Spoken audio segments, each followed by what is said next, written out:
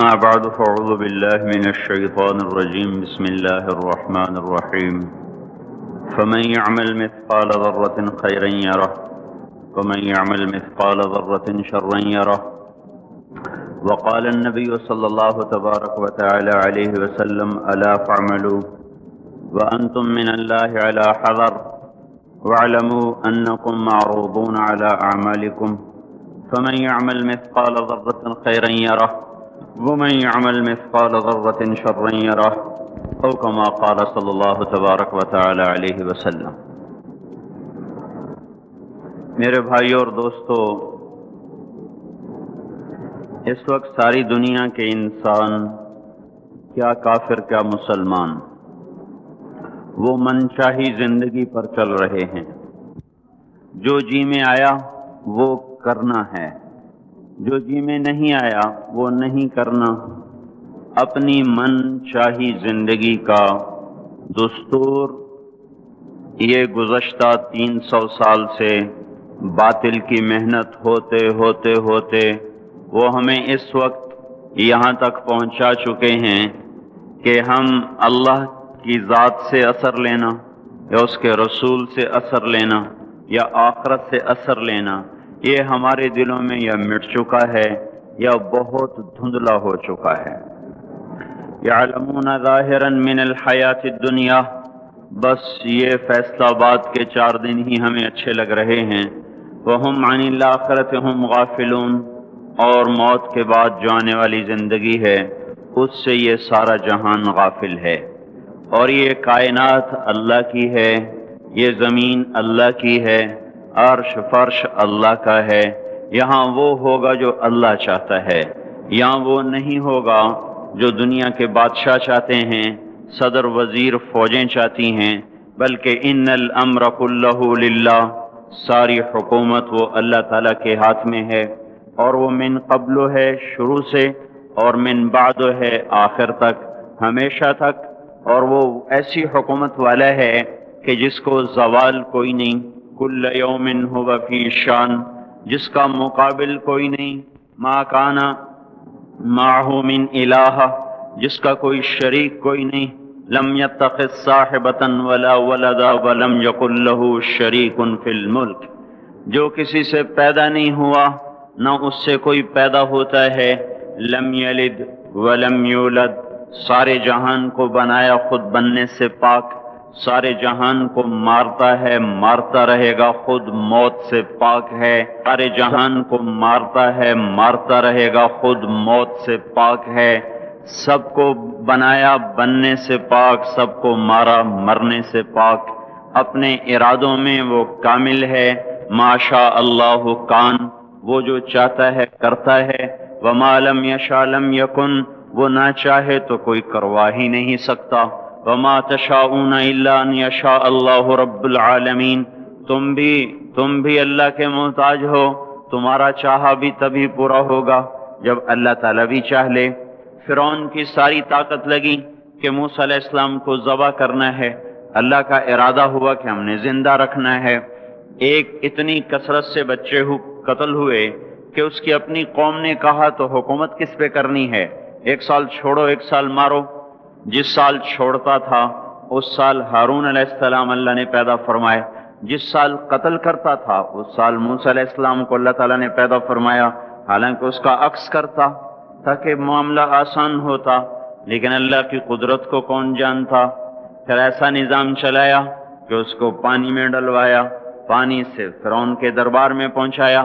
موسیٰ علیہ السلام کی والدہ غمگین، جب یہ دریا میں ڈالوں گی یا ڈوبے گا یا مرے گا، اور اس سے بچانا چاہتی ہوں تو اس موت میں جا رہا، تو اللہ تعالیٰ نے ارشاد فرمایا فَإِذَا خِفْتِ عَلَيْهِ فَأَلْقِيهِ فِي الْيَمِّ، اسے سمندر میں دریا میں ڈالو، وہ دریا اسے کہاں لے جائے گا، فَلْيُلْقِهِ الْيَمُّ بِالسَّاحِلِ، وہ دریا اسے ساحل پہ پھینکے گا، وہاں سے کیا ہوگا، یَأْخُذْهُ عَدُوٌّ لِّی، میرا دشمن فرعون پکڑے گا، وَعَدُوٌّ لَّهُ، اس کا بھی دشمن ہے، اس کو پکڑ لے گا۔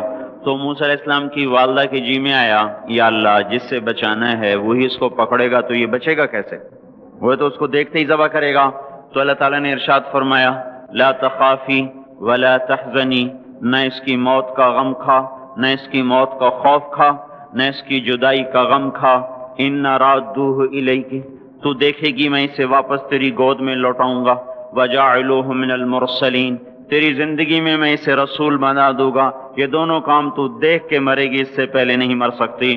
وہ فرعون کی گود میں جائے یا تپتی آگ میں گرے یا وہ طوفانی موجوں میں گرے، بچانا جب تیرے اللہ کا ارادہ ہو جاتا ہے تو کائنات کا ہر سبب پھر حفاظت میں استعمال ہوتا ہے، پھر وہ ہلاکت میں استعمال نہیں ہو سکتا۔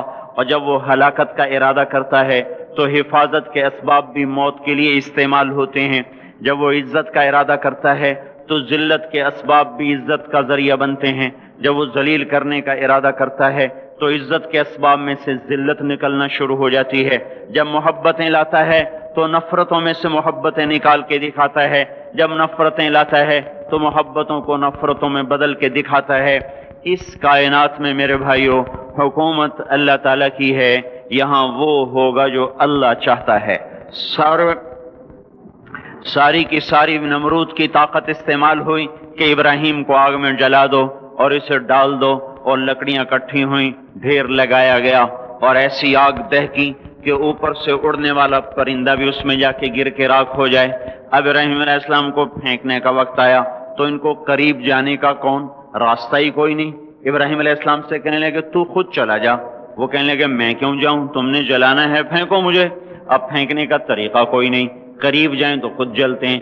شیطان نے ایک ہتھیار بنا کے دیا غلیل کی طرح، اس میں ڈال کے پھینکا، کپڑے اتارے، رسیوں سے باندھا، جب ہوا میں اڑے تو جبرائیل دائیں طرف آ گئے اور پانی کا فرشتہ بائیں طرف آ گیا، یوں جا رہے، درمیان میں ابراہیم علیہ السلام، ادھر جبرائیل، ادھر پانی کا فرشتہ، اور ابراہیم علیہ السلام خاموش، بس اتنا کہہ رہے ہیں حسبی اللہ ونعم الوکیل، حسبی اللہ ونعم الوکیل، اس سے آگے کچھ نہیں بول رہے۔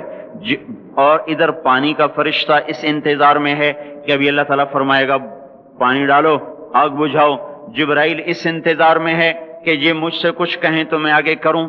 تو جب دیکھا کہ ابراہیم بولتے ہی نہیں ہیں تو وہ بے قرار ہو گئے کہ یہ تو جائے گا تو جل جائے گا، جبرائیل بھی تو یہی جانتے ہیں کہ آگ جلاتی ہے۔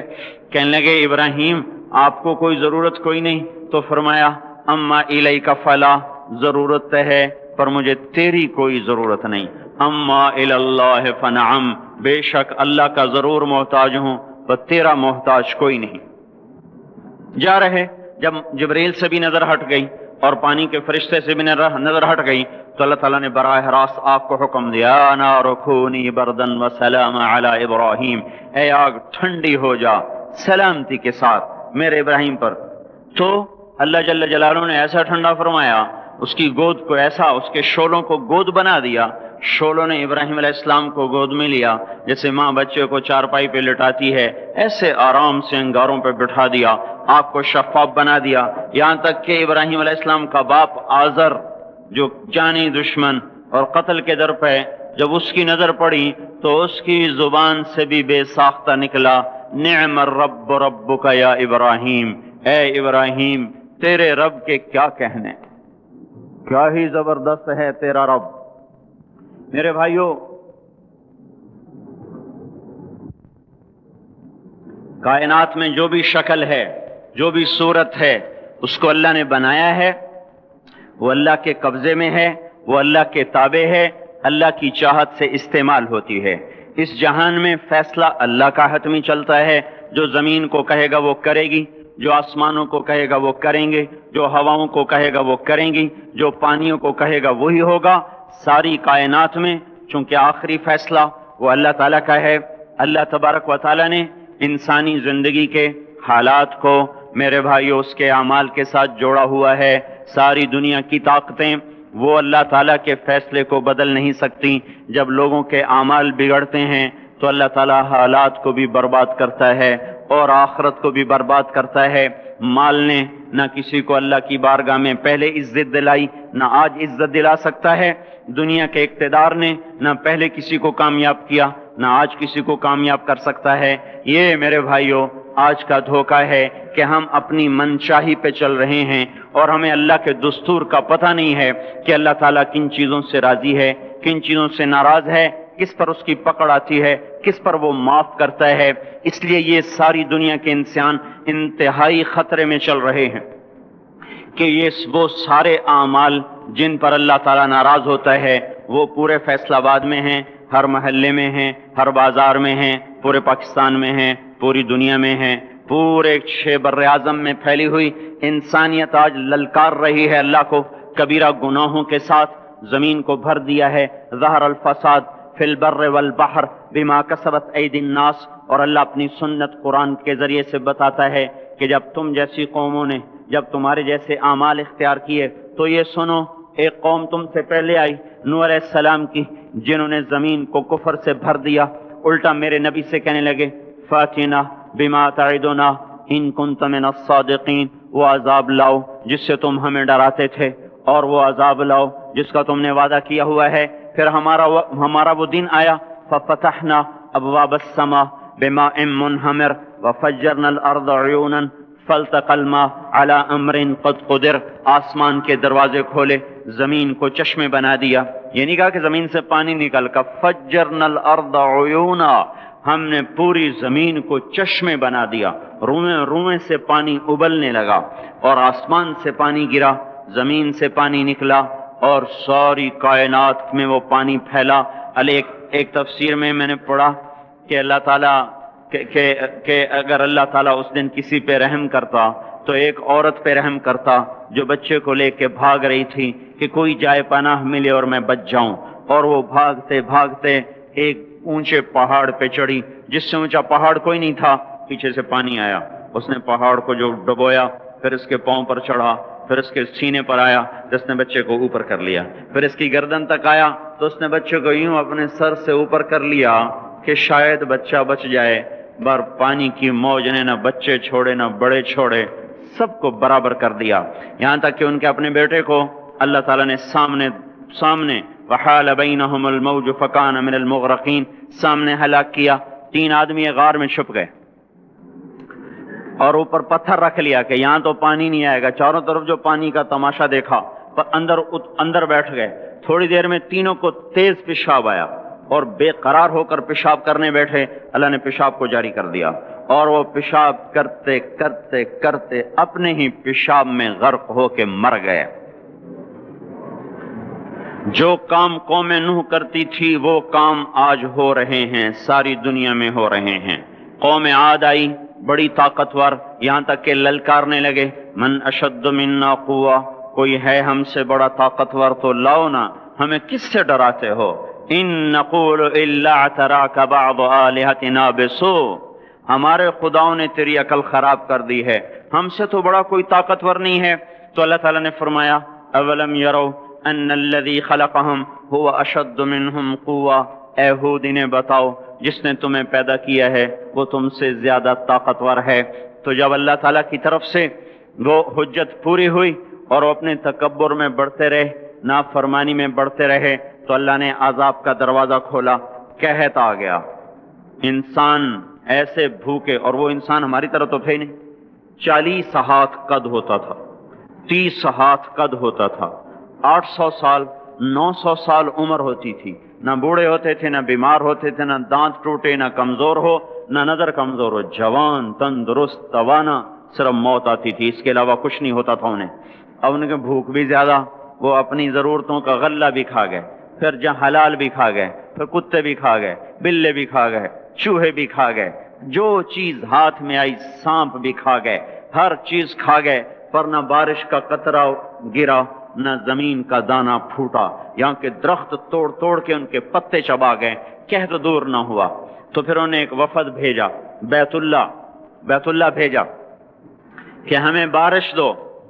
وہ جب مصیبت آتی تو اوپر والے کو پکارتے تھے، جب وہ کام کر دیتا تھا پھر سرکش ہو جاتے تھے، پھر انہی پتھروں کو پوچھتے تھے۔ تو اللہ تعالیٰ نے 3 بادل سامنے کیے، آواز آئی ان میں سے ایک کا انتخاب کرو، ایک سفید، ایک سرخ، ایک کالا۔ تو آپس میں کہنے لگے سفید تو خالی ہوتا ہے، سرخ میں ہوا ہوتی ہے، کالے میں پانی ہوتا ہے، ان کا یہ پانی، یہ کالا چاہیے، یہ کالا چاہیے۔ آواز آئی پہنچے گا، یہ واپس پہنچے، ان کا بارش ہوگی۔ تو پھر جب ساری قوم کٹھی ہوئی تو اللہ نے وہ بادل بھیجا، فلما رأوه عارضا مستقبل اودیتہم، وہ بادل آیا کالا، کہنے لگے ھذا عارض ممطرنا، وہ دیکھو آئی بارش۔ تو اللہ تعالیٰ نے کہا بل هو ما استعجلتم بہ، یہ بارش نہیں، یہ وہ عذاب ہے جو تم ہود سے کہتے تھے، کون ہے ہم سے بڑا جو ہمیں کچھ کر لے، اب تیار ہو جاؤ۔ ریح فیہا عذاب علیم تدمر کل شیء بامر ربہا، اب دیکھو کیسے تمہارا رب تمہیں اڑاتا ہے۔ ان کے گھروں کو ہوا نے اڑا دیا، ان کو ہوا نے اڑا دیا۔ 60 ہاتھ اونچے قد کے لوگ اور تنکے کی طرح ہوا میں اڑ رہے تھے، اور ان کے سروں کو آپس میں ہوا ٹکرا رہی تھی، وہ گھومتے تھے سر ٹکراتے تھے، گھومتے تھے سر ٹکراتے تھے۔ بعض لوگ بھاگ کے غاروں میں چھپ گئے تو ہوا کا بگولا ایسے زوردار طریقے کے ساتھ غار کے اندر جاتا اور پھر ایک دھماکے کے ساتھ ان کو باہر نکالتا، پھر ان کو ہوا میں اچھال دیتا گیند کی طرح، پھر ان کے سر آپس میں ٹکراتے ٹکراتے ٹکراتے ان کی کھوپڑیاں پھٹ گئیں اور ان کے بھیجے ان کے چہروں پہ نکل آئے، اور پھر اللہ نے الٹا کے ان کو زمین پر مارا، سر الگ ہو گیا، دھڑ الگ ہو گیا۔ پھر اللہ نے للکار کے پوچھا فَهَلْ تَرَى لَهُم مِّن بَاقِيَةٍ، کوئی ہے باقی تو دکھاؤ کہ اس کا بھی صفایا کر دوں۔ کوئی نظر نہ آیا، سب کو اللہ نے مٹایا۔ جو کام قوم عاد کرتی تھی وہ کام آج فیصلہ آباد میں ہو رہے ہیں۔ پھر ایک قوم سمود آئی، انہوں نے سنا تھا کہ عاد کو ہوا نے اڑایا تھا، تو انہوں نے پہاڑ کے اندر گھر بنائے کہ اندر ہمیں کون کچھ کہے گا، اندر تو ہوا جا ہی نہیں سکتی، جائے گی بھی صحیح تو کہاں تک اندر جائے گی۔ نافرمانی نہیں چھوڑی، الٹے کام کو چل پڑے۔ تو اللہ تبارک و تعالیٰ نے ہوا نہیں بھیجی، ایک فرشتہ آیا، مکروا مکرن، انہوں نے مکر کیا، ومکرنا مکرن، ہم نے ان کے مکر کو توڑ دیا۔ فانظر کیف کان عاقبۃ مکرہم، آج ان کا انجام دیکھو۔ انا دمرناہم وقومہم اجمعین فتلک بیوتہم خاویۃ بما ظلموا ان فی ذلک لآیۃ لقوم یعلمون وانجینا الذین آمنوا وکانوا یتقون۔ اللہ تبارک و تعالیٰ نے کہا یہ دیکھو، ایک فرشتہ آیا، اس نے چیخ ماری اور ان کے کلیجے پھٹ گئے، چہرے نیلے اور کالے ہو گئے، اور ساری قوم کو اللہ نے آن کی آن میں ہلاک کیا۔ پھر اس پر قوم شعیب کا اللہ نے قصہ سنایا۔ یہ تاجر قوم تھی، فیصل آباد کے بازاروں میں جو ناپ تول میں کمی ہے وہ وہاں ہو رہی تھی، جو جھوٹ ہے وہ وہاں چل رہا تھا، جو خیانت ہے وہ وہاں چل رہا تھا، دکھانا اور دینا اور یہ وہاں چل رہا تھا، تولنے میں زیادہ، ناپنے میں زیادہ، یہ سارا کام جو کچھ ہو رہا ہے وہ وہاں ہوا اور بڑھتا گیا اور بڑھتا گیا، اور ساری دنیا کی تجارت انہوں نے قبضے میں کر لی۔ اور شعیب علیہ السلام نے کہا کہ بھائی اس سے باز آ جاؤ، اوفوا الکیل وزنوا بالقسطاس المستقیم، صحیح تولو، صحیح ناپو، ناپ تول میں کمی نہ کرو۔ جواب آیا اصلاتک تأمرک ان نترک ما یعبد آباؤنا او ان نفعل فی اموالنا ما نشاء انک لانت الحلیم الرشید۔ اے شعیب بس تم مسجد میں بیٹھ جا، ہمارے کاروبار میں دخل نہ دے۔ اے تیری نمازیں ہمیں کہتی ہیں کہ ہم باپ دادے کا طریقہ چھوڑیں اور ہم اپنے کاروبار تیرے طریقے پر کریں تو ہم تو بھوکے ہو جائیں۔ کسی سے آپ کہیں کہ بھائی دیانت سے تجارت کرو، کہے گا مجھے تو بجلی کا بل بھی ادا نہیں ہوگا، میں روٹی کہاں سے کھاؤں۔ یہ میں نے ایک سے کہا تم ملاوٹ کیوں کرتے ہو، ایک تیل والے سے میں نے کہا تم ملاوٹ کیوں کرتے ہو، کہ اگر ملاوٹ کروں تو ایک ڈرم کے پیچھے 500 روپیہ بچتا ہے، اور خالص بیچوں تو 50 روپیہ بچتا ہے، تو 50 روپے سے میرا کیا ہوگا، سبزی گوشت بھی نہیں آتا، اور 500 روپے سے تو کتنا دن گزر جاتے ہیں۔ تو یہی کچھ قوم شعیب نے کہا کہ اصلاتک تأمرک ان نترک ما یعبد آباؤنا او ان نفعل فی اموالنا ما نشاء۔ میاں شعیب اپنے گھر بیٹھ جا، ہمیں تیری تبلیغ نہیں چاہیے، ہمیں اپنا کاروبار کرنے دے۔ یہی آج کے بازاروں کے مسلمان کہہ رہے ہیں کہ ہمیں یہ شریعت نہیں منظور، تو کاروبار کیسے ہوگا، جھوٹ نہ بولیں تو کام کیسے چلے، خیانت نہ کریں تو کام کیسے چلے، ناپ تول میں کمی نہ ہو تو کام کیسے چلے، اور سودی کام نہ ہو تو کام کیسے چلے، بینک نہ ہو تو کام کیسے چلے۔ یہ سارے اعتراضات جو آج کے تاجر کرتے ہیں یا دکاندار کرتے ہیں، یہ سارے اعتراضات شعیب علیہ السلام کی قوم نے کیے کہ پھر کاروبار کیسے چلے گا، پھر منڈیاں کیسے چلیں گی، پھر تجارت کیسے چلے گی؟ تو ہم تو تجارت چلانے نہیں آئے، ہم تو اللہ کو راضی کرنے آئے ہیں۔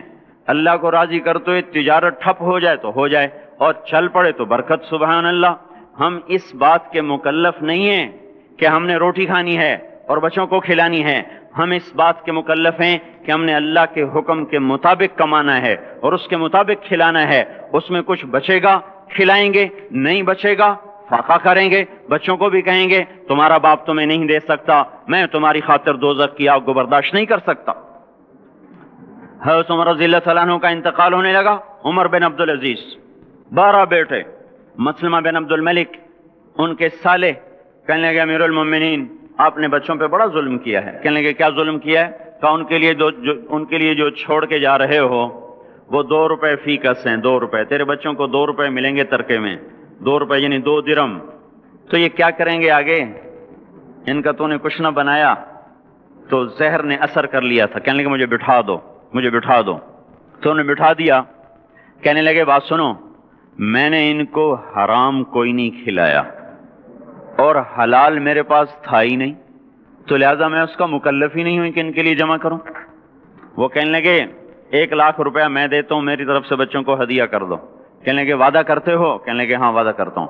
کہنے لگے اچھا ایسا کرو، جہاں جہاں سے ظلم اور رشوت سے تم نے یہ پیسہ اکٹھا کیا نا، ان لوگوں کو واپس کر دو، میرے بچوں کو تمہارے پیسے کی ضرورت کوئی نہیں۔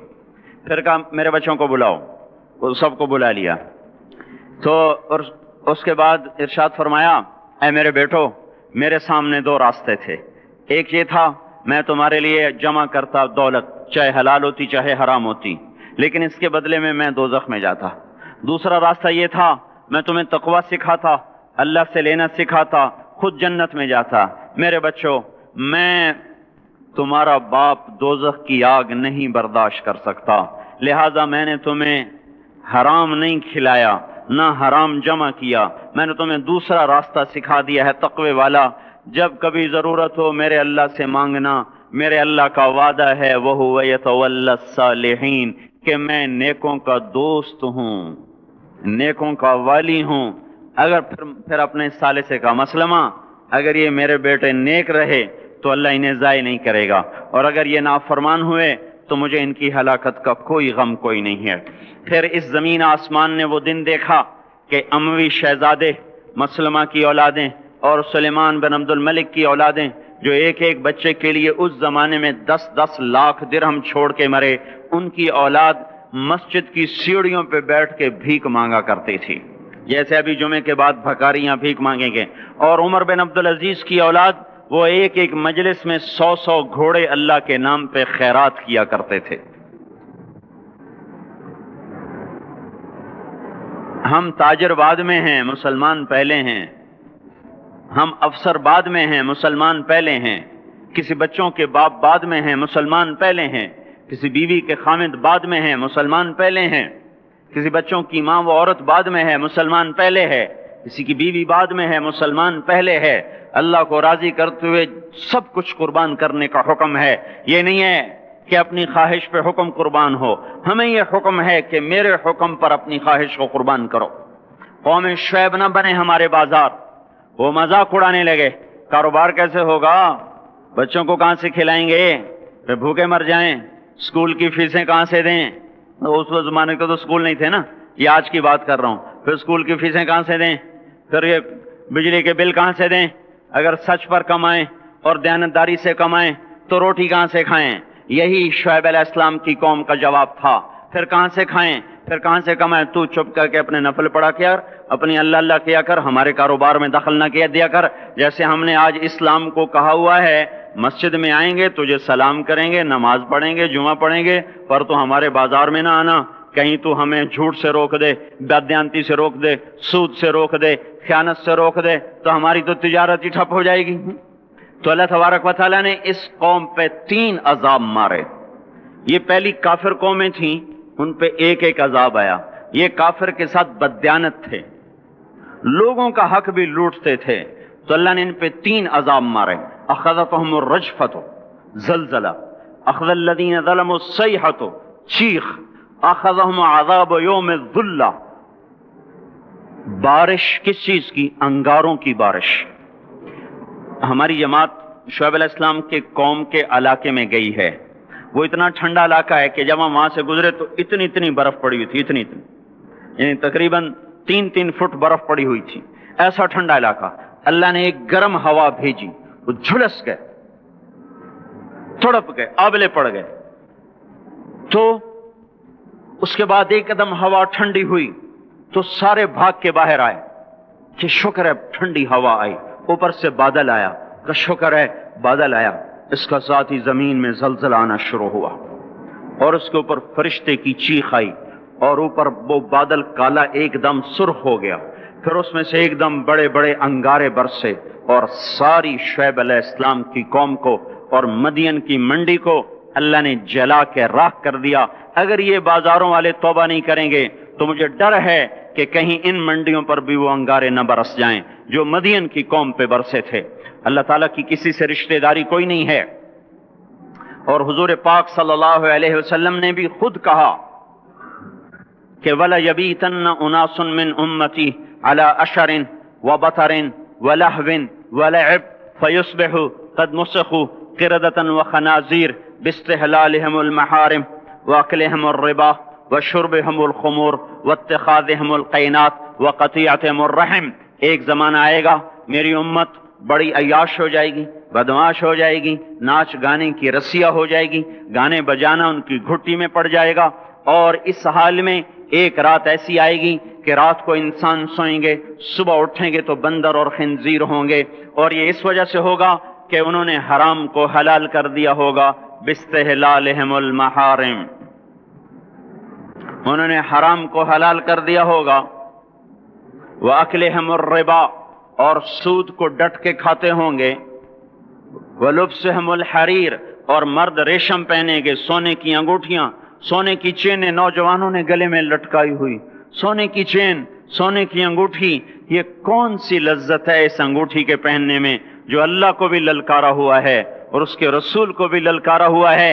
آپ نے ایک دفعہ ارشاد فرمایا کاش میری امت کے نوجوان ریشم استعمال اور سونا استعمال نہ کریں. یا لیت امتی لم تلبس الذهب, کاش کہ میری امت سونے کا استعمال مت کرے. اب بتاؤ دیکھو کتنے ہیں نوجوان جو ایسے شوق میں, کچھ کو پتہ ہی نہیں کہ یہ اتنا بڑا حرام ہے, جن کو پتہ ہے تو نہ اللہ کا پتہ ہے, نہ روکنے والے کا پتہ ہے, نہ اس کی سزا کا پتہ ہے, لہذا چل رہی ہے گاڑی. تو یہ کس پہ ہوگا کہ حرام کو حلال کر دیں گے, سود کو کھائیں گے, ریشم پہنیں گے, سونا پہنیں گے, شراب پئیں گے اور گانے بجانے میں مست ہو جائیں گے, اور رشتے ناتوں کا لحاظ ختم ہو جائے گا, ماں باپ کی تمیز ختم ہو جائے گی, بھائی بہن کی تمیز ختم ہو جائے گی, بڑے چھوٹے کا وقار ختم ہو جائے گا. جب یہ ہوگا تو یہ بھی ہوگا کہ یہ بندر اور خنزیر بنا دیے جائیں. اور یہ تو قرآن کہہ رہا ہے, وہ اللہ کا رسول جو ساری امت کے لیے روتا روتا روتا دنیا سے اٹھ گیا, اور ایسا رویا کہ کوئی نبی نہ رویا, ایسا تڑپا کہ کوئی نبی نہ تڑپا, کہ اللہ کو ہزاروں دفعہ تسلیاں دینے کے لیے جبریل بھیجنا پڑا, قرآن بھیجنا پڑا کہ آپ اتنا غم کیوں کرتے ہیں, آپ اتنا کیوں روتے ہیں. ایک دفعہ میں نے وہ آیات جمع کی تھیں جن میں اللہ تعالیٰ نے اپنے نبی کو تسلی دی ہے, وہ اتنی بن گئی کہ ان کو لکھنا مشکل ہوگا میرے لیے. وہ 100 سے زیادہ آیات بنتی ہیں جس میں اللہ تعالیٰ تسلی دے رہا ہے, لعلک باخع نفسک الا یکونوا مؤمنین, لعلک باخع نفسک علی آثارہم ان لم یؤمنوا بهذا الحدیث اسفا فلا تذهب نفسك عليهم حسرات ما أنت عليهم بوكيل لست عليهم بمسيطر ما أنت عليهم بجبار من كفر فلا يحزنك كفره ولقد نعلم أنك يضيق صدرك بما يقولون. اس قسم کی آیات جن میں اللہ کہہ رہا ہے میرے حبیب اتنا غم نہ کر, اتنا غم نہ کر, اس قدر غمگین اپنی امت کے لیے.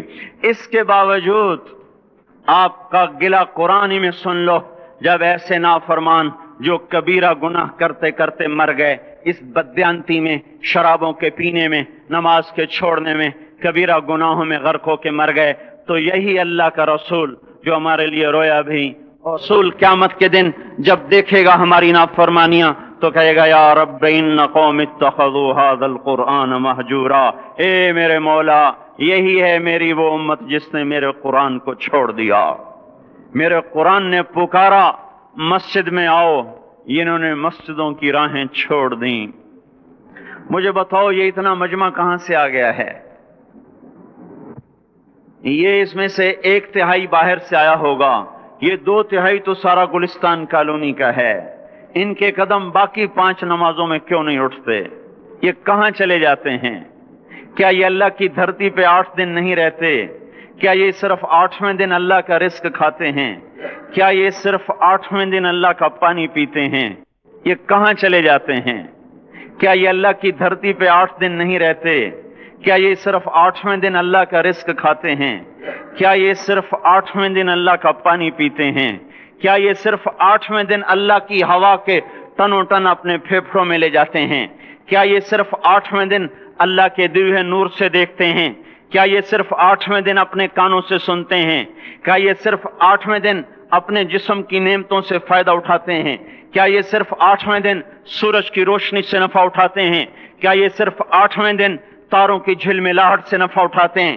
کیا یہ صرف 8ویں دن اپنے بیوی بچوں کے ساتھ بیٹھتے ہیں؟ اس پتھر دل کو کیا ہوا؟ کیوں نہیں اس کے دروازے پہ دستک پہنچتی؟ یہ کیوں ویران ہو گئے؟ ایسے تو پتھر بھی سخت نہیں۔ عطا اللہ شاہ بخاری کہا کرتے تھے اے ہندوستان والو، تمہیں اتنا قرآن سنایا کہ میں سر کو سناتا تو صبا بن جاتی، میں پتھروں کو سناتا تو موم ہو جاتے، میں دریاؤں کو سناتا تو طوفان تھم جاتے، اور میں موجوں کو سناتا تو ان کی طغیانی رک جاتی۔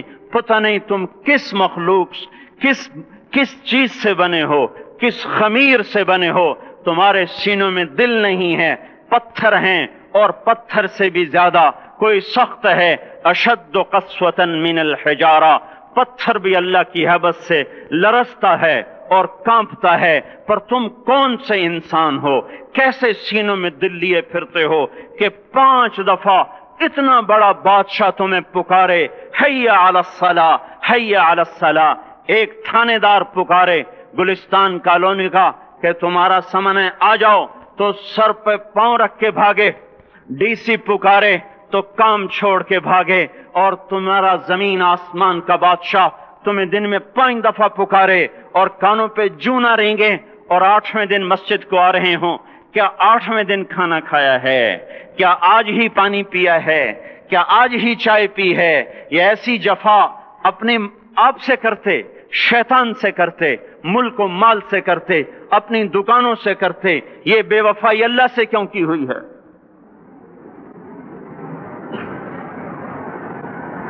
جس زمین پہ سجدہ نہ ادا ہو، اس سے بڑا بھی کوئی جرم ہے؟ زنا کرنے کو گناہ سمجھتے ہیں، نماز کا چھوڑ دینا زنا سے بڑا جرم ہے۔ رشوت کھانے کو گناہ سمجھتے ہیں، نماز کا چھوڑ دینا رشوت کھانے سے بڑا جرم ہے۔ قتل کرنا بڑا گناہ سمجھتے ہیں، نماز کا چھوڑ دینا قتل سے بڑا جرم ہے۔ سجدے ہی کا تو انکار کیا تھا شیطان نے۔ شیطان نے کوئی زنا کیا تھا، کوئی قتل کیا تھا، کوئی شراب پی تھی، کوئی جوا کھیلا تھا، کیا کیا تھا؟ کوئی شرک کیا تھا۔ شیطان سجدے کا انکاری ہوا، ایک سجدے کا انکار کر کے وہ ہمیشہ کے لیے مردود ہو گیا۔ اس مسلمان کو ہوش نہیں ہے جو روزانہ دن میں 5 دفعہ 20 سجدوں کا انکار کیے بیٹھا ہوا ہے، اور پھر آرام سے روٹی کھاتا ہے، آرام سے چائے پیتا ہے، اور آرام سے کہہ لگاتا ہے، اور آرام سے اخبار پڑھتا ہے، آرام سے بیوی کے پہلو میں لیٹتا ہے۔ ایک سجدے کا انکار ہو کر شیطان ہمیشہ کے لیے مردود ہوا۔ جس نے فجر کا انکار کیا سجدوں کا، پھر ظہر کے سجدوں کا مذاق اڑایا، پھر عصر کا مذاق اڑایا، پھر مغرب اور عشاء کا مذاق اڑایا۔ گھر میں نماز پڑھنا بھی چلو نہ پڑھنے سے تو بہتر ہے، پر یہ بھی نماز کا مذاق ہی ہے۔ اور 8ویں دن سر پہ ٹوپی رکھ کے آیا۔ 8 دن جس نے اتنے سجدوں کا انکار کیا، وہ اس بات سے نہیں ڈرتا کہ کہیں اللہ اسے مردود نہ کر دے، تو کیا ہوگا اس دن جب جن بچوں کی خاطر یا جس نفس کی خاطر اللہ کے بغاوت کی کہ اٹھا نہیں جاتا، آیا نہیں جاتا، گرمی بڑی ہے، سردی بڑی ہے، اندھیرا بہت ہے، کیا قبر کے اندھیرے یاد نہیں ہیں؟ کیا قبر کی گرمی یاد نہیں ہے؟ کیا جہنم کی آگ بھول گئے؟ کیا جہنم کے عذاب بھول گئے؟ کیا جنت کی نعمتیں بھول گئے؟ وہ اللہ کا کلام بھول گئے؟ وہ اللہ کا دیدار بھول گئے؟ وہ اللہ سے ملاقات بھول گئے؟ وہ محبوب خدا کی محفل بھول گئے؟ یہ کیسا اسلام ہے؟ یہ کیسے پتھر دل ہیں جو کمانے میں تو ایسے مست ہوئے کہ ہوش نہیں، اور جب اللہ بلائے تو ایسے غافل ہو جائیں، نہ بوڑھے پر جوں ریں گے، نہ جوان کو ہوش آئے، نہ کسی عورت کو ہوش آئے، نہ کسی مرد کو ہوش آئے، نہ بازار بند ہوں۔ ارے میرے بھائیو، حکومت سے پیسہ بچانے کے لیے ہڑتالیں کی، 20 دن بازار نہ کھولے، نماز کے لیے اگر دکانیں بند کرتے تو آج اللہ تعالیٰ آپ کو ہر ظالم سے باہر نکال دیتا۔ کوئی ظالم نہ آپ کے مال پہ ہاتھ ڈالتا، نہ آپ کی عزت و آبرو پہ ہاتھ ڈالتا۔ دن دہاڑے ڈاکے پڑے، کیوں پڑے؟ کہ ہم باغی ہو گئے، ہم نے اللہ سے بغاوت کر دی۔ کیا جمعے کے دن صرف اللہ بلاتا ہے؟ یہ جمعے میں اتنے کیوں آتے ہیں اور باقی دنوں میں کیوں نہیں آتے؟ یہ کیسی وفا ہے؟ اور ایسا وفاؤں والا اللہ کہ زمین بولے اے اللہ اجازت دے میں گلستان کالونی کو نگل جاؤں، سمندر بولیں مولا اجازت دے ہم چڑھ جائیں، فرشتے بولیں اے اللہ اجازت دے ہم انہیں ہلاک کر دیں، اور جس کے سجدے کا انکار ہوا پڑا، جس کا 8 بازاروں میں جس کی شریعت کا مذاق اڑایا جا رہا، وہ جس کی غیرت خود جوش میں آ رہی کہ یہ میرے بنے ہوئے گندے پانی کے بنے ہوئے نطفے سے بنے ہوئے، میری غذا کھا کر، میرا رزق کھا کر، میری ہواؤں سے زندہ، میرے پانیوں سے زندہ، میری روٹی سے زندہ، میرے دیے ہوئے گوشت سے زندہ، میرے دیے ہوئے نظام سے زندہ، یہ میرے ہی منکر بن گئے۔ 1500 روپے کا ملازم آپ کو چائے کی پیالی نہ دے تو آپ کہتے چل چھٹی کر، ہم کوئی اور رکھیں گے۔ اور جس نے اتنا بڑا وجود بخشا، آنکھوں میں چراغ جلائے، کانوں میں فون لگائے، دماغ میں برق کی روئیں دوڑائیں، دل کو دھڑکایا، سارے بدن کے تک خون پہنچانے کا نظام چلایا، پھیپھڑوں کی فیکٹریاں چلائیں، رگوں میں خون پہنچایا، ہڈیوں کو غذا پہنچائی اور آنکھوں کو غذا پہنچائی، بالوں کو غذا پہنچائی، زبان کو بولنے کی طاقت دی، دانتوں کو کاٹنے کی طاقت دی، دو وہاں نالیاں لگائیں، سانس کی الگ کر دی اور معدے کی الگ کر دی، اور وہاں پردہ لگایا، جو غذا منہ میں جائے تو معدہ کھل جائے اور پھیپھڑے کی طرف جانے والی نالی رک جائے۔ جو اللہ اتنی حفاظت کرے کہ آپ کا لقمہ آپ کے معدے میں جائے، وہ 2 ہی تو یوں ساتھ ہیں بالکل یوں ایک ساتھ، اور وہ اللہ اتنی طاقت والا کہ سانس کی نالی بند کرے اور معدے کی نالی کا منہ کھولے اور غذا کو منہ میں سے گزار کر وہ معدے میں پہنچائے، پھر ایک زبردست طاقتور نظام چلائے، اس کو توڑ کے آنتوں میں پہنچائے، پھر کروڑوں قسم کی فیکٹریوں کو حرکت دے اور اس میں سے خون کو کھینچے، غذاؤں کو کھینچے، پھیپھڑے کو غذا، خون کو غذا، خون خود غذا لے کے چل رہا، آنتوں کو غذا، دماغ کو غذا، ہڈیوں کو غذا، ناخن کو غذا۔ ایک ناخن کھینچ لے تو ہم کیا کریں؟ کیا میرے مولا کا نظام ہے؟ یہ ہمارا قبرستان ہے، مردہ سیل باہر نکل رہے اور ناخن کی شکل میں باہر آ رہے، پھر آگے جا کے اور سخت ہو رہے، تھوڑا سا ناخن زیادہ کٹ گیا، سارا دن سی کرتا ہے، سارا دن ہائے کرتا ہے۔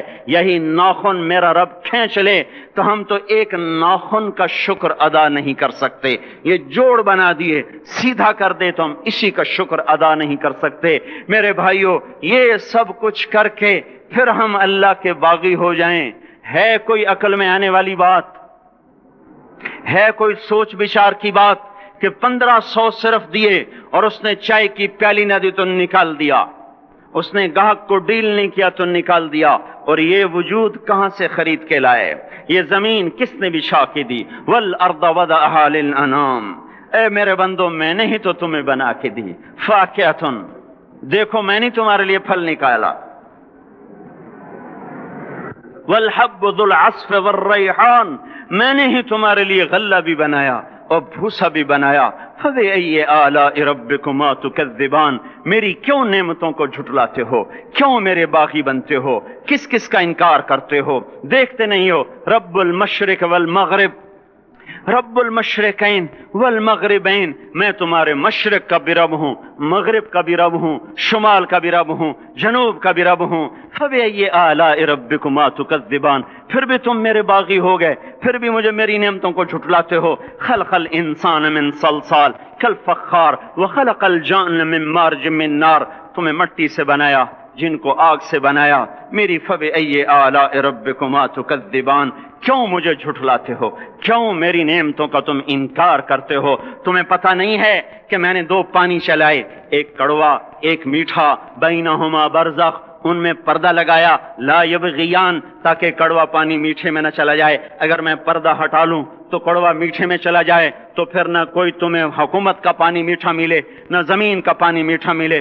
फबिअय्यि आलाइ रब्बिकुमा तुकज़्ज़िबान, तुम देखते नहीं हो तुम्हारी कश्तियां मेरे इतने बड़े समंदर में आराम से कराची से चलकर न्यूयॉर्क तक चली जाती हैं, और मैं तूफानों को रोकता हूं, मौजों की लगाम को लगाम देता हूं, पानी को थाम के रखता हूं कि तुम्हारे तिनकों जैसे जहाज मेरे ऐसे मुहीब और खौफनाक समंदरों पर एक किनारे से चलकर दूसरे किनारे तक चले जाते हैं। फबिअय्यि आलाइ रब्बिकुमा तुकज़्ज़िबान, तुम्हें पता नहीं है तुम सब मर जाओगे और तुम्हारा रब हमेशा बाकी रहेगा। फबिअय्यि आलाइ रब्बिकुमा तुकज़्ज़िबान, तुम्हें पता नहीं है कि हर रोज उसकी शान जुदा है। कुल्ल यौमिन हुवा फी शान फबिअय्यि आलाइ रब्बिकुमा तुकज़्ज़िबान, नहीं सुनते हो?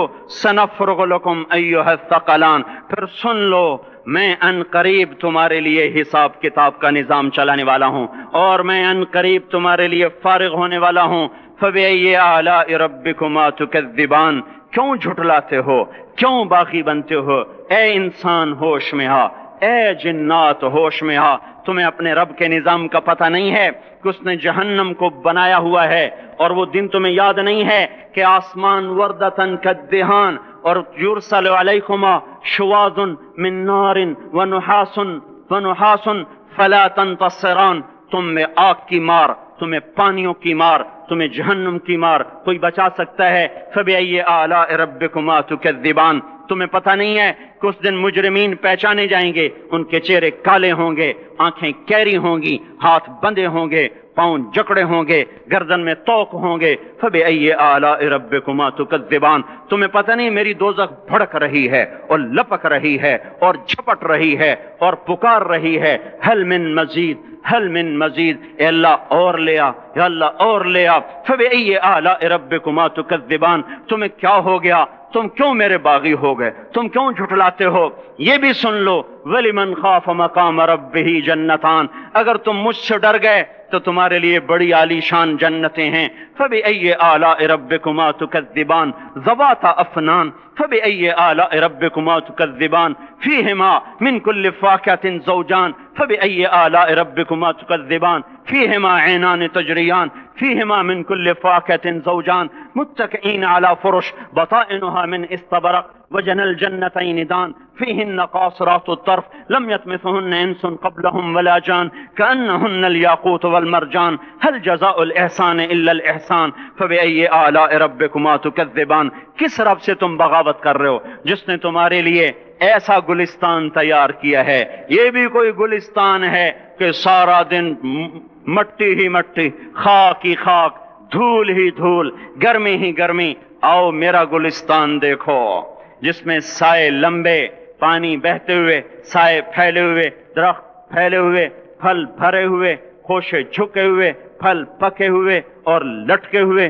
परिंदे उड़ते हुए, पानी उठता हुआ, पानी बहता हुआ, हूरें सजी हुई, गिलमान खड़े हुए, तुम्हारा रब तुम्हारी खिदमत के लिए और तुम्हें खिलाने के लिए अपने दरवाजे खोले हुए, दरबार लगाए हुए, नबियों का साथ, फरिश्तों का सलाम, गुलामों का सलाम, और फर्श बिछे हुए, कालीन लगे हुए और गाँव तकिए लगे हुए, जवानी हमेशा, जिंदगी हमेशा, मोहब्बत हमेशा, जिंदगी को जवाल नहीं, जवानी को जवाल नहीं, हुकूमत को जवाल नहीं, हर ताकत अबदुल आबाद की। वो जरा देखो तो सही, वो देखो तो सही कि कैसे जन्नत का सायादार दरख्त है और उसके नीचे तख्त है और ऊपर खुशे पके हुए हैं और ऊपर तू बैठा हुआ है, तेरे साथ जन्नत की खूबसूरत बीवियां, तेरी दुनिया की मोमिन बीवियां जो जन्नत की औरतों से भी 70,000 गुना ज्यादा खूबसूरत हैं, वो तेरे दाएं बाएं हैं। तू नीचे देखता है تو جنت کی نہریں چلتی ہیں، اوپر دیکھتا ہے تو باغ اور پھل جھکے ہوئے ہیں،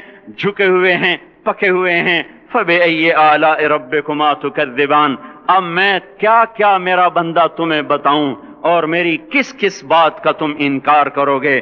آخر ہی کچھ شرم و حیا چاہیے، آخر ہی کچھ غیرت چاہیے۔ میرے بھائیوں، اپنے اللہ کو راضی کریں۔ جن دکانوں کے پیچھے نمازیں چھوٹ گئیں، جن دکانوں کے پیچھے سچ کو طلاق ہو گئی، جن دکانوں کے پیچھے دیانت چلی گئی، خیانت آ گئی، بددیانتی آ گئی، ہاں اللہ تعالیٰ قیامت کے دن کہے گا بددیانت سے، وہ تو نے جو امانت کھائی لے کے آ، وہ امانت جو تو کھا گیا تھا لے کے آ۔ کہے گا یا اللہ کہاں سے لاؤں، وہ تو دنیا میں رہ گئی۔ اللہ تعالیٰ فرمائیں گے پڑی ہوئی ہے، جہنم میں پڑی ہے، جا اٹھا کے لا۔ اور وہ جہنم میں کیسے جائے؟ تو فرشتے ماریں گے چل، اور وہ اس کو لے کے چلیں گے، اور چلتے چلتے دوزخ کا سب سے خطرناک حصہ حاویہ، وہاں اس کو لے کے جائیں گے جہاں منافق رہتے ہیں۔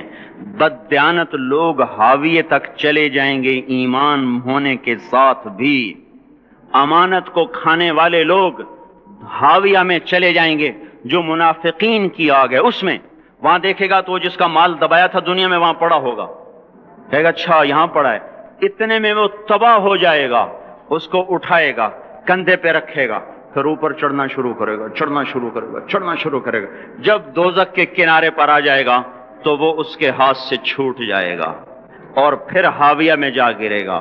اس کے ساتھ فرشتے مار کر پھر کہیں گے جا واپس لے کے آ، پھر یہ واپس جائے گا، پھر اسے اٹھائے گا، پھر کندھے پہ لے کے چڑھے گا اور چڑھے گا اور چڑھے گا۔ جب کنارے پر آئے گا تو پھر اس کے ہاتھ سے چھوٹ جائے گی، اس کے پھر فرشتے مار کے نیچے گرا دیں گے، جا لے کے آ۔ اب یہ کبھی اس میں سے نہیں نکل سکتا۔ اس کمانے سے توبہ کریں، یہ کمانا جہنم میں لے جائے گا۔ اور ادھر دوسری سنو، سَيَعْلَمُونَ الْيَوْمَ مَنْ أَصْحَابُ الْكَرَمِ، ایک فرشتہ اعلان کرے گا آج پتہ چلے گا عزت والے کون ہیں، آج پتہ چلے گا عزت والے کون ہیں۔ أَيْنَ الَّذِينَ تَتَجَافَى جُنُوبُهُمْ عَنِ الْمَضَاجِعِ، کہاں ہیں راتوں کو اٹھ کے نمازیں پڑھنے والے؟ ارے میرے بھائیو، یہ نماز کی غفلت بہت بڑی ہلاکت ہے۔ میں کیسے سمجھاؤں؟ میں تو جب بھی جمعہ پڑھاتا ہوں میں یہ مضمون ضرور بیان کروں، مجھے جب یہ مجمع نظر آتا ہے تو میرا دل ٹکڑے ٹکڑے ہو جاتا ہے کہ یہ 8ویں دن آتے ہیں اور باقی دن کہاں ہوتے ہیں؟ یہ کیوں نہیں سمجھتے؟ ان کے آنکھ کیا ہو گیا؟ ان کے کانوں میں ڈاٹ لگ گیا، یا دل کے اوپر کوئی پردہ آ گیا، یا میں کوئی عربی میں بات کرتا ہوں جو سمجھ میں نہیں آتی، یا میں کوئی ان سے چندے کا مطالبہ کر رہا ہوں، یا کوئی اپنی ذات کے لیے سوال کر رہا ہوں، یا اپنی شخصیت کی دعوت دے رہا ہوں۔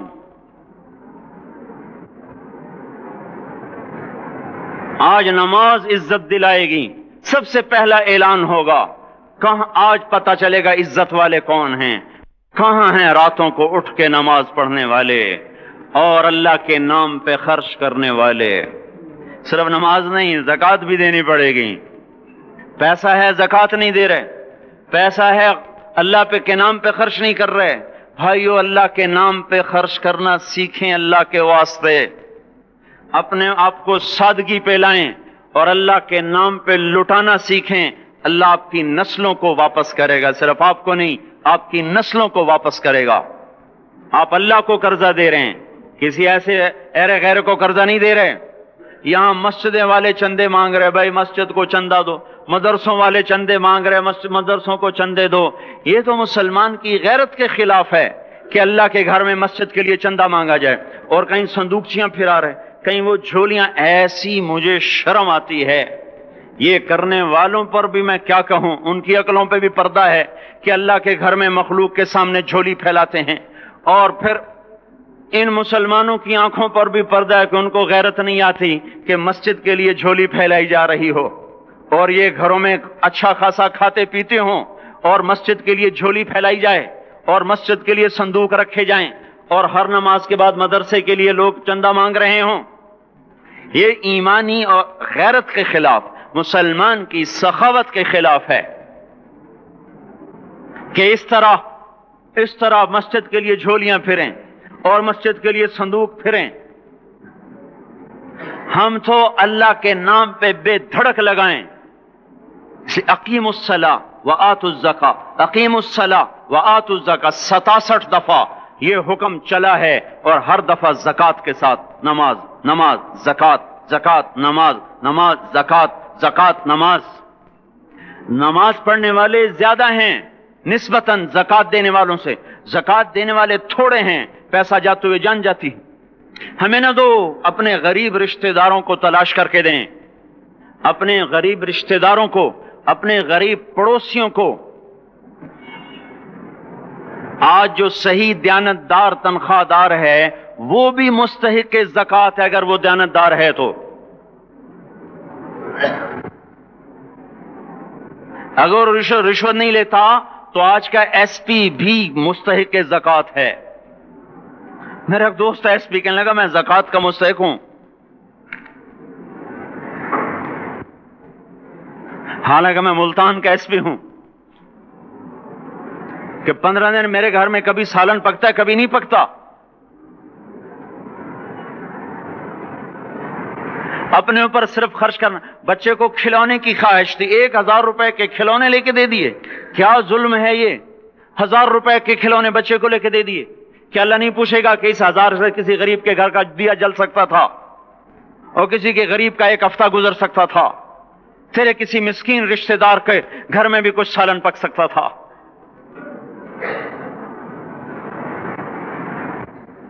رزق دیا تو اس کا ہوش نہیں کہ اس کا حق ادا کریں، جان دی تو اس کا ہوش نہیں کہ اس کا حق ادا کریں۔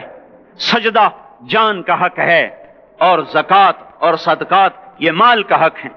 میں کب اپنے لیے مانگ رہا ہوں؟ میں کہہ رہا ہوں اللہ اپنے غریب رشتہ داروں کو دیں، ان کو تلاش کریں اللہ کے واسطے۔ اپنی بیویوں سے پوچھو سونے کی زکوٰۃ دی ہے؟ دے، ورنہ تو خود پکڑی جائے گی، تیرا زیور تیرے لیے گنجا سانپ بن کے تیری زبان کو ڈسے گا۔ ان کا میں نے تو بچیوں کے لیے سنبھال کے رکھا ہے، اس کی زکوٰۃ دو پھر ٹھیک ہے، ورنہ اسم کو توڑ کے اس کی زکوٰۃ دو، نہیں تو یہ مال پکڑوا دے گا قیامت کے دن۔ نماز نہیں چھڑا سکتی اگر زکوٰۃ نہیں دی، اور زکوٰۃ نہیں چھڑا سکتی اگر نماز نہیں پڑھی۔ مسجد بنا دی 50 لاکھ میں، اگر خود نمازی نہیں تو یہ مسجد بنانا اسے جہنم سے نہیں بچا سکتا۔ میرے بھائیوں، اپنی جان کا بھی صحیح استعمال کریں اور اپنے مال کا بھی صحیح استعمال کریں۔ ہم ایسے اندھے نہیں ہیں کہ جو بچے نے چاہا لا کے دے دیا، جو بیگم نے مانگا اٹھا کے دے دیا۔ نہیں، ہم پہلے دیکھیں گے۔ اپنے اوپر حضرت عثمان رضی اللہ عنہ کے پاس ایک سائل ہے، حضور سے مانگنے آیا، آپ نے کہا عثمان کے پاس چلے جاؤ۔ عثمان سے مانگنے گئے تو آگے بیوی پہ لڑ رہے، کس بات پہ؟ یوں کہہ رہے، وہ باہر چھوٹے چھوٹے گھر ہوتے تھے تو باہر آواز آ رہی، بیوی کو کہہ رہے اللہ کی بندی رات تو نے چراغ میں بتی موٹی ڈال دی، وہ بتی ڈالتے تھے نا اس کی روئی کی، تو تیل زیادہ جل گیا۔ تو یہ کہنے لگے یہ کس کنجوس کے پاس بھیج دیا؟ جو بیوی پہ لڑ رہا ہو کہ تو نے بتی موٹی ڈالی ہے تو یہ مجھے کیا دے، تو یہ دمڑی بھی نہیں دے گا۔ جب ان کو باہر بلایا اور خیرات مانگی کہ وہاں سے آیا ہوں، تو انہوں نے اندر گئے اور ایک تھیلی اٹھائی، نہ پوچھا کہ کتنے چاہیے، نہ پوچھا کہ کون ہو، 3000 درہم اٹھا کے دے دیے۔ وہ حیران ہو کے کہنے لگا یار ایک بات تو بتاؤ۔ کہا کیا؟ کہا یہ مجھے تو نے اتنے دے دیے کہ میری اگلی نسل کو بھی کافی ہیں، اور خود بیوی پہ تو لڑ رہا تھا کہ بتی موٹی کیوں کر دی؟ کہنے لگے وہ اپنی ذات پہ خرچ تھا، وہ پھونک پھونک کے کرنا ہے، یہ اللہ کو دے رہا ہوں جتنا مرضی دے دوں، یہ تجھے تھوڑا دے، اللہ کو دے رہا ہوں۔ تو اپنی جان کو بھی لگائیں اللہ پر اور اپنے مال کو بھی لگائیں اللہ پر۔ اور میرے بھائیوں اپنی کمائیوں کو حلال پہ لائیں، اپنی اولاد کو اور بیویوں کو سمجھا دیں کہ ہم تمہاری خاطر دوزخ میں نہیں جا سکتے۔ یہ ہم اس پر توبہ کریں، اس پر توبہ کریں، اور یہ آبادی ہر وقت ہونی چاہیے مسجد کی۔ چلو کوئی جو جہاں سے بھی آیا ہے مسجد کے عادی بنو میرے بھائیوں۔ ہماری جماعت گئی تھی اردن میں 1991 میں، تو ہم اسرائیل کے بارڈر پر چلے، انہوں نے بتایا کہ یہ ہم سے آمد رفت بات چیت ہوتی رہتی ہے، چونکہ کچھ عرب ادھر رہتے ہیں، کچھ عرب ادھر رہتے ہیں، رشتہ داریاں ہیں. تو کہا یہ یہودی ہم سے پوچھتے ہیں تمہاری فجر میں نمازی کتنے ہوتے ہیں اور تمہارے جمعے میں نمازی کتنے ہوتے ہیں. ہم نے پوچھا یہ تحقیق کیوں کرتے ہو؟ ان کا ہماری کتابوں میں یہ ہے کہ جب فجر کی نماز کے نمازی اور جمعے کی نماز کے نمازیوں کی تعداد برابر ہو جائے گی تو یہودی دنیا سے مٹ جائیں گے. اب یہاں فجر میں 1.5 صف ہوتی ہے اور جمعے میں باہر بھی صفیں بنی پڑی. چلو میں کہتا ہوں مان لیا 1/3 طبقہ باہر سے آیا ہے، یہ 2/3 تو یہیں سے اٹھ کے آیا ہے. یہ کیوں نہیں ہر نماز میں آتا؟ میرے بھائیوں اپنے حال پہ رحم کریں، اللہ کے واسطے میری پکار کو سنیں. میں آپ کو کوئی فلسفہ نہیں سمجھا رہا. میرا روزانہ ہر جمعہ جب آتا ہوں میں یہی مضمون بیان کرتا ہوں. میں روزانہ آپ کو نیا بیان سنا سکتا ہوں. 360 دن ہیں، میں اللہ کے فضل سے آپ کو روزانہ نیا 360 دن میں آپ کو 360 نئے بیان سنا سکتا ہوں.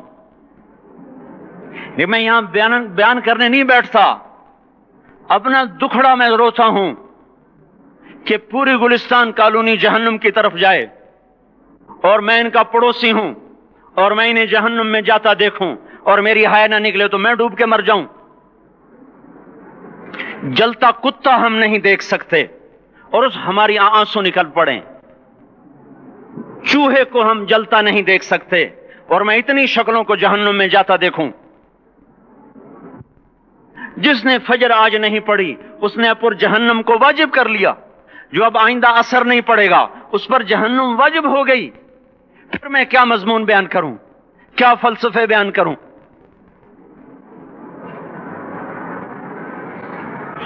اس لیے میرے بھائیوں اپنی ذات پہ رحم کریں، اپنے بچوں پہ رحم کریں، اپنے گھر والوں پہ رحم کریں. مسجد کی دوڑ لگائیں، اپنے مال کو اللہ کے نام پہ خرچ فرمائیں تاکہ یہاں بھی جہان بنے اور وہ بھی جہان بنے. کیا زندگی ہے، چلتے چلتے سانس نکل جاتا ہے پھر یوں مٹ جاتے ہیں جیسے دنیا میں کبھی آئے نہ تھے. پوتے پوچھتے ہیں ابا دادا کی قبر کہاں ہے؟ ابا کہتے ہیں بیٹا یہیں کہیں مل گئی، پتہ نہیں کہاں ہے. آج تو اگلی نسل دادے کی قبر نہیں دیکھ سکتی. ہم اس دنیا کی خاطر اللہ کے باغی ہو جائیں.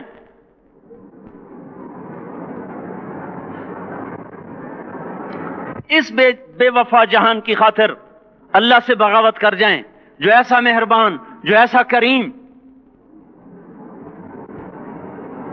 تو اس لیے میرے بھائیوں اللہ کے واسطے اللہ کی بارگاہ میں توبہ کریں اور اپنے اللہ کو راضی کریں. یہی میری فریاد ہے، یہی میری پکار ہے. میں بھی توبہ کرتا ہوں، آپ بھی اللہ کی بارگاہ میں توبہ کریں کہ کوئی کام اللہ کی منشا کے خلاف نہ ہوگا.